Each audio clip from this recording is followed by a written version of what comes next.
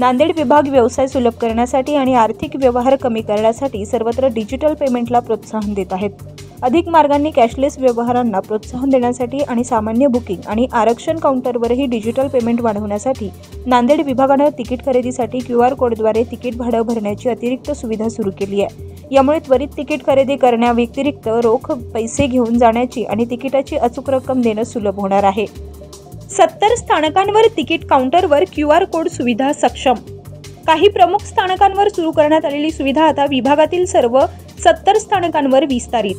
70 स्थानकांवर तिकीट काउंटरवर QR code सुविधा सक्षम. नांदेड विभागातील सर्व 70 स्थानकांच्या सर्व तिकीट काउंटरवर तिकीट खिडकीच्या बाहेर स्वतंत्र उपकरणे देण्यात आली आहेत.